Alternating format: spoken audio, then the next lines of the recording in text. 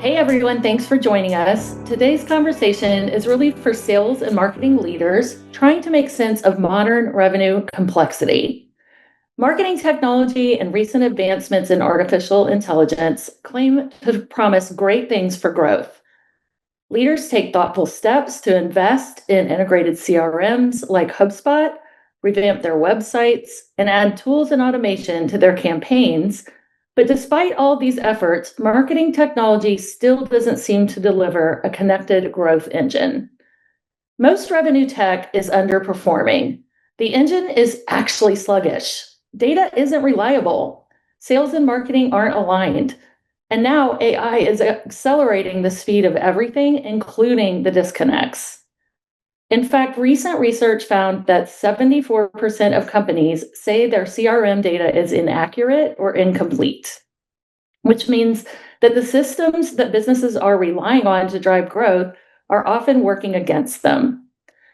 So today we're talking in practical terms with three experts about what actually makes a modern revenue engine work across strategy, development, and data. I'm Amanda Ortega, and this is the Revenue Stack, Strategy, Dev, and Data Done Right. Let's start with some quick intros. Eric Holtzclaw, CEO and founder of Liger Partners, who will speak from a strategy lens. Sam Zeises, CEO and founder of LRND, representing the technical development angle. And Johnny Singleman, CEO and founder of Blu Mountain, speaking from the CRM and data side of things. So Johnny, let's start with you. Tell us a little bit about Blu Mountain and the kinds of challenges your team typically solves. Yeah, thank you for the introduction here. So Blu Mountain, we are a 5-year-old HubSpot consultancy that comes from a background of 15 years of revenue leadership as the lens that we try and take when we engage with our clients. We work with clients of all different shapes and sizes, from seed to Series C, across a variety of different verticals. But typically, the type of clients and the common themes that we hear is that people usually come to us and say, our reporting is broken, which usually is a byproduct of their underlying data isn't clean and they don't have the models to be able to surface the insights that they want to be able to surface. Right. Okay, great. Perfect. Sam? Thanks, Amanda, and appreciate you, Eric, and the Liger team for having us here today. My name, as you mentioned, Sam Zeises, founder and CEO of LRND. For the last 15 years, we've been working with clients of all shapes and sizes across primarily creative and technical website design and development. Clients need a whole plethora of things that, the three of our firms are able to provide them. And I'm excited to talk through some of that stuff today. And thanks again so much for hosting. Awesome. Thank you. We're so glad you're here, Sam. And finally, Eric. Yeah, so Liger likes to walk into organizations that are complex. So if you think about someone who's selling something that takes 6 to 18 months to get the other person to make the decision, and they want to know that there's someone on the other side that are going through complex changes. So they may be in the middle of a merger and acquisition. They're trying to sell their business. They've acquired another company, and they need to figure out what that's going to look like. And so the problems we're walking into are kind of common to what Johnny said. They want to use that HubSpot license that they have purchased, but they're really not ready. So we're taking a step back, thinking about the business first, and then identifying where we should be applying marketing and then the technology and tactics to make things hum and report up to those CEOs and boards who want to understand, why are we spending all this money in the marketing category? Yeah, that's a good point. Marketing has to be accountable for many things, including the C-suite. So they need to be accountable to them. So why don't we zero in a little bit on some of those challenges? What's the reality companies are walking in with before they ever get to optimization or advanced automation? What's usually broken? Eric, you want to start? I mean, our clients are typically running on antiquated systems. So this idea that, they're going to put this new CRM in place and start to really understand return on investment, those types of things, we have to take a step back. Their stuff is everywhere. They have it in disparate systems, Excel spreadsheets, like all kinds of places that you wouldn't expect or think. And it's funny because I'll talk with small and medium-sized businesses, and they they think they're so far behind, but these larger organizations are very complex and have to kind of think through technical debt. So what is that technical debt? What is that data debt that we have to address?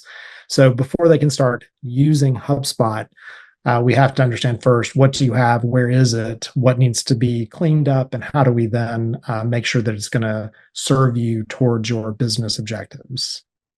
And I'll add, to that from the lens that we look at it. There's so many clients that come to our doorstep with an amazing business and product market fit.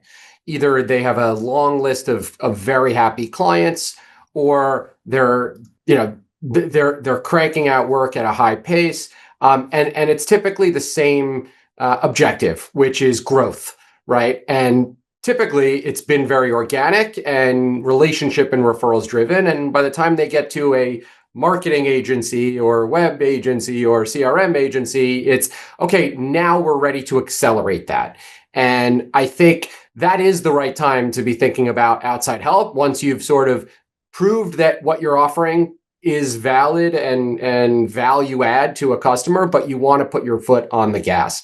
And so what I think we see often is really great sound business services to that end customer, but not so much so on the growth, marketing, branding side of things. So, I think what we tell our clients and prospective clients is make sure to get your house in order first before you invite people over.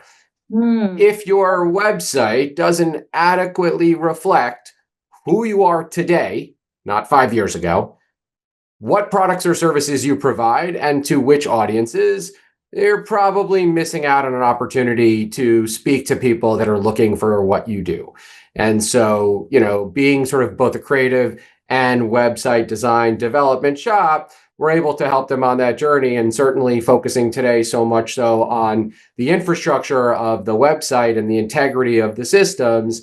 I think, it's just critical that we make sure to basically match the professionalism of what these brands and firms are already doing with projecting that to the world. And then, of course, doing it in a technically sound way such that they're able to put the proverbial foot on the gas and actually generate revenue growth, which is what any business looking for outside help in this space is trying to do. Johnny, something to add?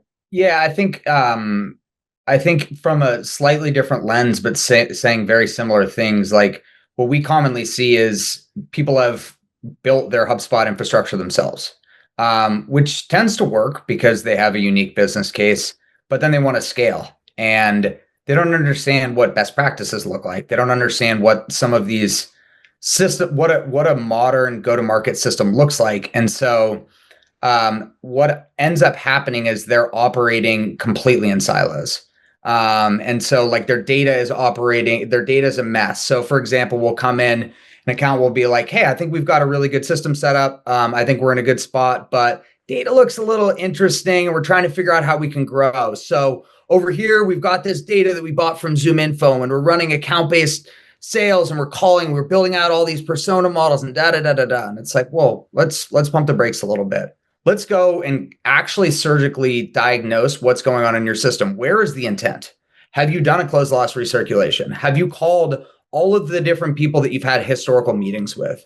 Because those are statistically the people that are going to convert the highest. Have you found all the people that used to be customers? And have you found those people? And have you tried to actually go and re-engage with those people? Well, if you haven't, it's probably the best part. That's probably the best place to start. But a lot of people don't understand the value of the data that they're accumulating inside of their system. And they want to go right to lead gen, rather than going back and actually mining their database and working through their database surgically. It's funny because when we start off strategy sessions with clients, I tell them all, we all want conversion. Like none of us want to do the hard work to get to conversion, but there's a lot of things we have to do in order to get to that point that we're going to make someone buy something from us. So those are the pieces that people want to skip. It's like skipping all the steps for learning how to run a marathon and thinking you can go run a marathon the next day. You've got to still train and put everything in place in order to be successful with that. Amanda, just to add to your point about where businesses are, and just sort of validating Eric and Johnny's comments, right? I mean, so many times clients come to one or two or all of us wanting to do something on the bleeding edge of innovation because it's new and it's in the media and it's in the press. We'll get to AI in detail later. And so much of what I think Eric, Johnny, and my firm do well is almost guide the clients on what not to do as much as what to do. And I think Eric, Johnny, and I could probably relate. More often than not, there's an opportunity to simply get the ABCs right before moving on to the XYZs. And I think so much of what today's going to be about is really helping, clients and prospective clients understand, the website, your website, as a home base of your business and brand on the internet, probably could get some basic phase one updates that could have a meaningful impact on the growth and the future potential of the business without doing anything crazy or fancy in the realm of, even content marketing and media and all of that, but more so just getting the basics right. So excited to dive in deeper with everyone today.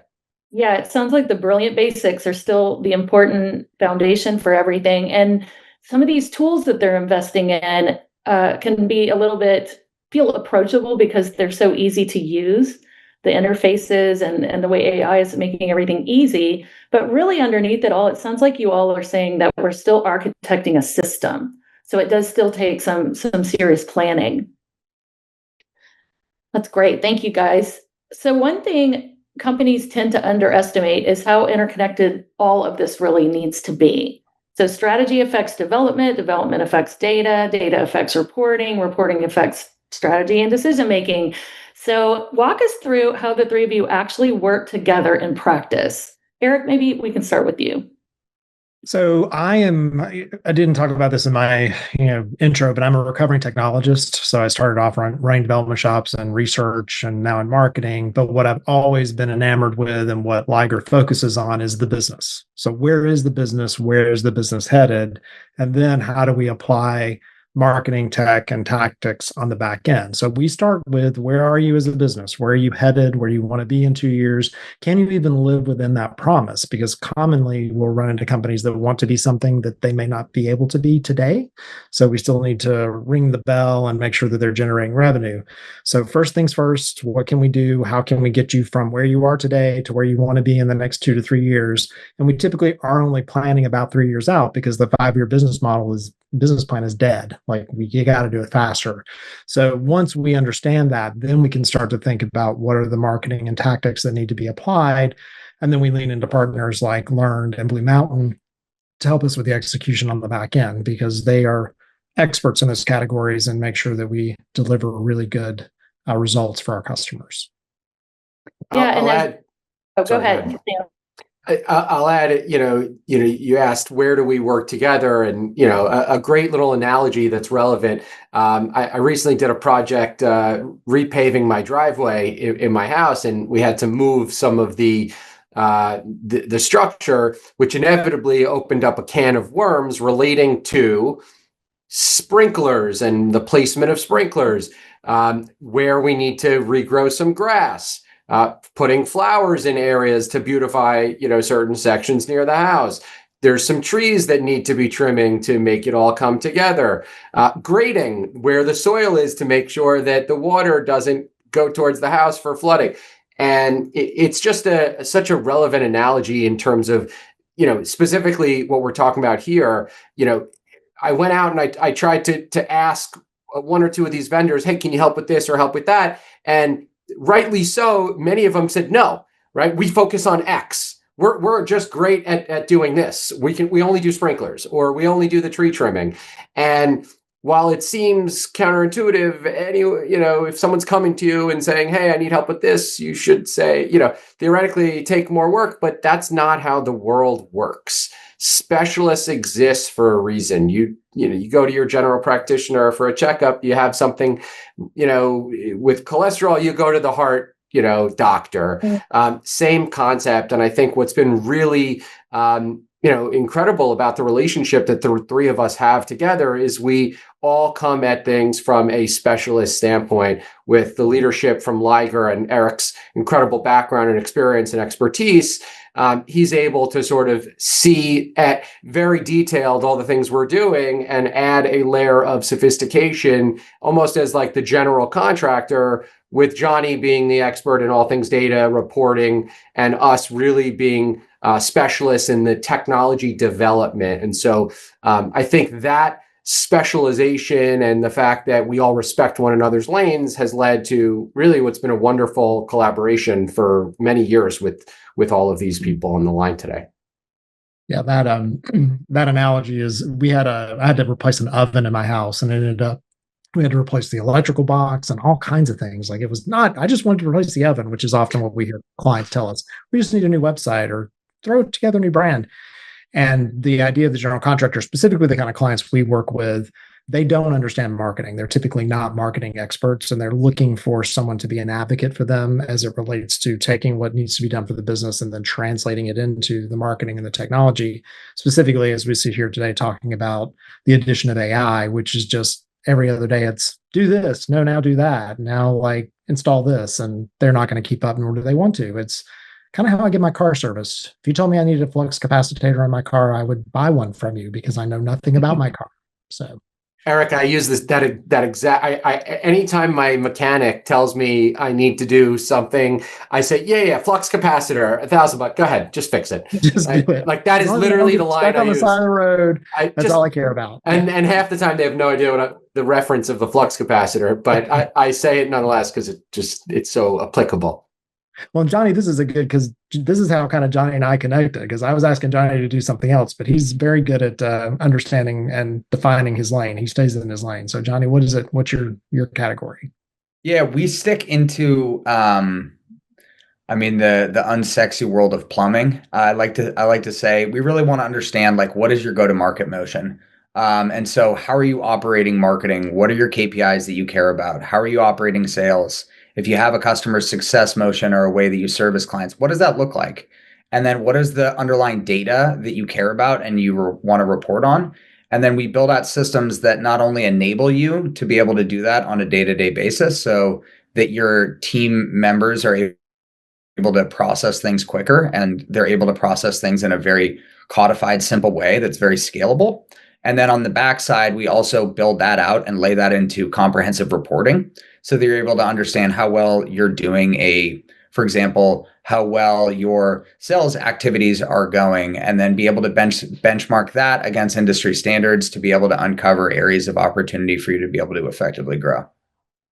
The funniest thing, and as I hear you talk, Johnny, it's making me think of the multiple clients that we're working on, where the client will say, okay, we have this budget and 6 months to launch our new website. And I have to hold my tongue. We all do, because we don't want to be the one, ruining the dreams or pouring water on, whatever the metaphor is. But in my head, I'm always thinking, yeah, okay, this is minimum a 12-month project, because, and I understand, I'm empathetic to the VP of marketing or the owner, operator, CEO, because they just have never had a sophisticated team around their table before. Mm-hmm. Right. And so, but watching them, as we always do, eventually have it click once we start educating and opening up sort of their minds relative to, well, it's not just put up the page, right? Everything has to work in the back end. And I know, Amanda, you're going to lead us to, why does a client need a sophisticated, team of experts, which I can't wait to get to that part of the conversation, but it never ceases to amaze me how everyone thinks these things can be done so quickly and so easily.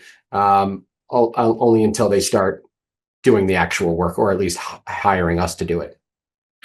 Yeah, it sounds like the whole marketing industry hasn't really caught up to what marketing is now. That it isn't just what you see anymore. It isn't this pretty brochure type website that people look at and click through, or whatever it may be, or an ad or things like that. It's a system behind the scenes that you're architecting that connects to the business and connects sales with marketing as well.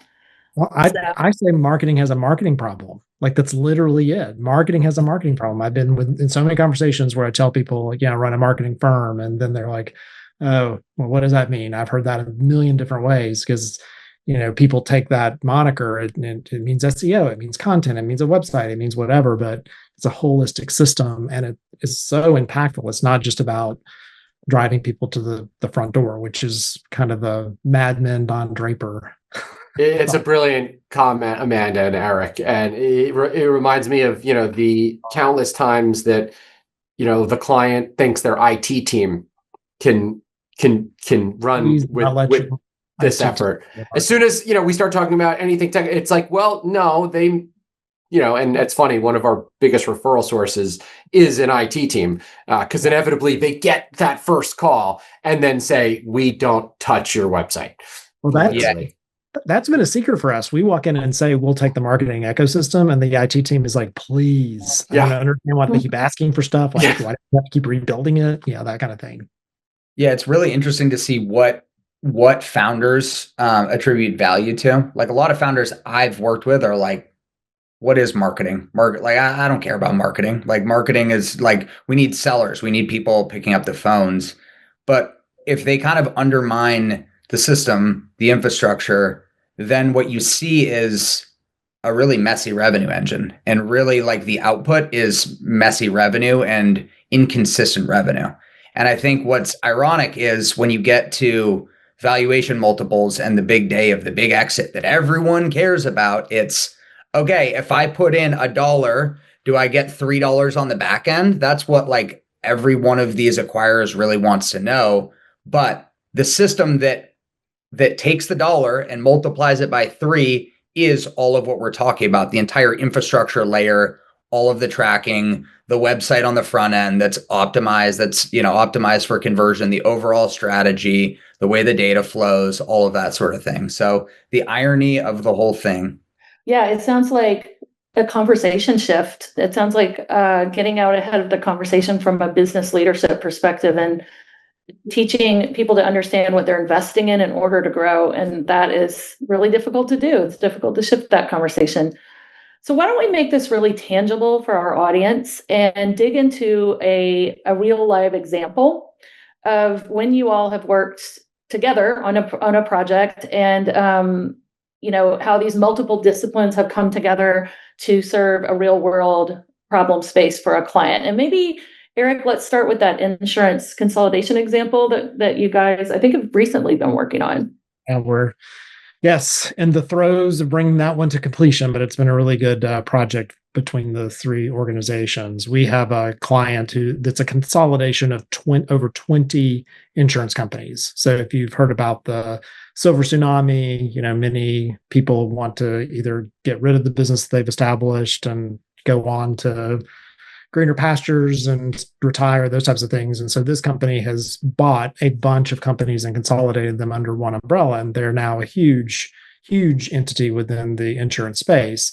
And back when they were doing this work, it was about 5 years ago, the common approach was to do like a WordPress front end with maybe a HubSpot and potentially Salesforce back end. They were expecting a Salesforce back end. The IT team was going to build one internally, but the priorities got ahead of them from a marketing perspective. That's not something that they really focused on. They focused on clean financials and being able to pull information across to report to the board.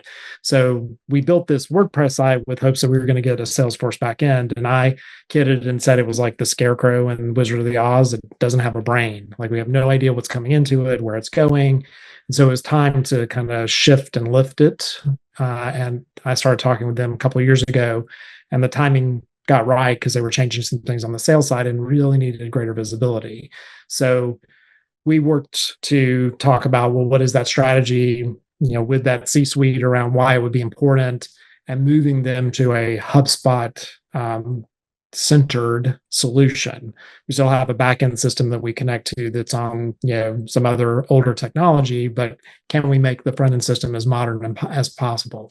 So that's how we started from a strategy perspective, and then bringing in LRND and Blu Mountain to make sure that the promises I made as we solve this thing actually show up, because it can't just be a pretty picture. It's got to actually report what people are doing, and we have to have some kind of a round trip understanding. So that's how they stepped in. What did you run into, Sam, as you started to look at that site? Because that site's been around for a while. Yeah, I mean, that's a great description of their business and the project, the problem. Our firm's been a WordPress developer and in the space for probably since inception. We've been around 15 years, and since HubSpot came on the scene as the sort of newer, better, more natively technically sound version of Salesforce, so many of our clients have started to use that, and that's very much why Johnny and his team have remained long-term partners of ours as well. But here's the thing with technical development. You need to have fucked up a lot to know what not to do next time. And 15 years ago, when I started the firm at 25, 26 years old, we fucked up a lot. And thankfully, we had clients that were understanding and appreciative, but they were also a lot smaller 15 years ago than they are today. And the stakes were a lot less. But I truly attribute a lot of our team's expertise and, frankly, my leadership and the way we pay attention to the details to all of the mistakes that we made early on, call it the first 5 years. And every one of those mistakes was an opportunity to learn and to understand why it isn't so simple. I think the biggest thing that's happened in that time is, while the tools may be a little more sophisticated, a lot more sophisticated, there's also more of them, and what they can do is much more dynamic in nature. But really, also the team that's using those tools is more sophisticated. We're all, at least me, 15 years older. So, to answer your question specifically, Eric, there's a lot of sort of the plumbing of the website development, which is somewhat best practice, but there's also a lot of contextual taste and very kind of decision-making things that make it better from a UI UX standpoint. My team was showing me some mobile problems that existed in the WordPress environment. And every time we were working on one of those, I think 200 plus pages, there was an opportunity to do things better, smoother, both from a end user standpoint, but also from a back end implementation standpoint. I think that's a key example of something that maybe 10 years ago, or just frankly, if you hire a firm that doesn't have the experience, they wouldn't necessarily know right away how to tackle that mobile problem. And then the other big thing is just the sheer quantity of data and content. And my team was telling me all the things they were doing to make things migrate from WordPress to the new HubSpot environment in a much more seamless, efficient way. Whereas 10 years ago, you would call your outsourced team in India, the Philippines, or Ethiopia, wherever, and for $5 to $10 an hour, they would be sitting there. Now we're able to very quickly, sometimes with the use of AI, spin up some little apps and products that effectively let us do what would have been 100 hours of manual work in 2 to 3 to 4 hours with just human oversight for quality control. So, long answer, very specifically paying attention to mobile, which, as we know, more than 50% of users, if not probably 90%, are coming at it from, and then also the sheer volume of migrating a 200 page plus website and just doing it in a quicker, better, faster, and cheaper mechanism. Nice. So, Johnny, I'm curious about the data dumpster dive. Is it getting easier with AI, or is it still just as much a difficult problem to wrestle these days? Yeah, I mean, so I can go into like some specifics. So, like, as you can imagine, a roll up of that size means crazy data. So there's like data all over the map. Every single time a business gets rolled up, you're rolling in their entire database. And when you do that, there's a couple different things that happen that are unintended consequences. Number one, over time, people transition. So if you're not pruning that, and you're not running that through a validation service, then you're going to end up with messy data inside your database.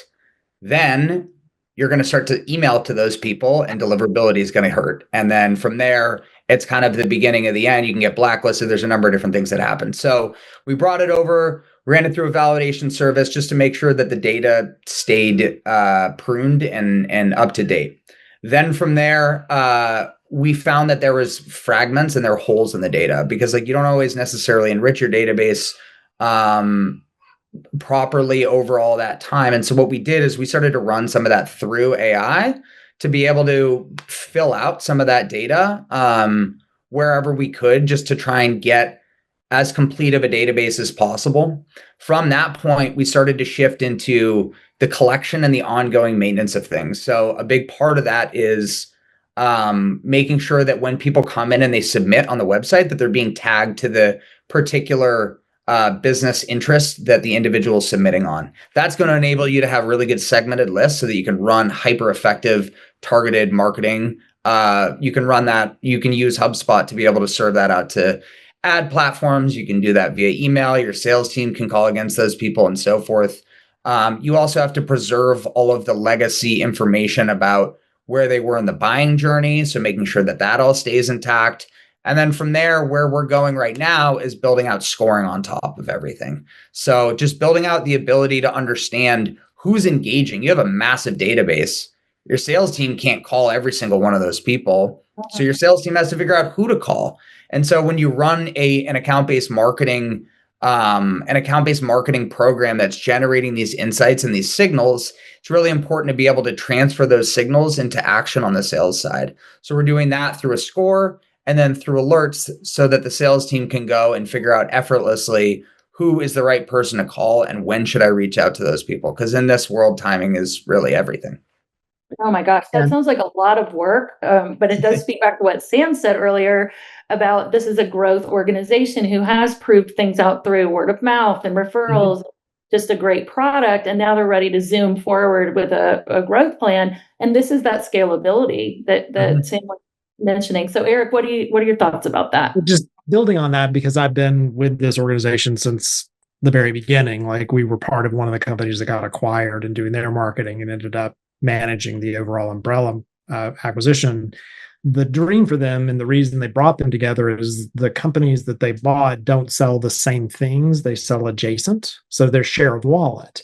And we would hear stories all the time about how one salesperson was working on one thing and they actually did something that the other salesperson didn't know about. So they were losing in that category because the data was still being segmented in the back end in the way it was when the companies were brought together. In fact, we would reference the lists by the name of the company that used to be there, which is a really terrible culture thing, right? Like, you're trying to, hey, we're not that name anymore, right? So we're excited about the fact that cross, the promise of cross-sell, the most maximizing that investment, being able to show the board and the investors how they're increasing share of wallet, win-back campaigns, some of those kind of things. That those are things that were not possible in the prior implementation of this. And I keep catching our primary contact. She keeps talking in lists, and I'm like, it's not lists anymore. Things are going to happen automagic. It's going to be automagic, and we're going to have this happen. I haven't heard that. Automagically. That's a very hardcore tech term. Automagically. That's what I want my life to do, is to be automagic. So I'm looking forward to some of their stuff to do that as well, and really just getting things into a place that it's way more organized and we have greater visibility, and showing marketing has always been viewed inside that organization as a cost center, not as a revenue center. And that's sad and disappointing every single day. I was just going to say, that's that change in conversation that we all need to be having, and redefining marketing as something other than a cost center. So Sam, go ahead.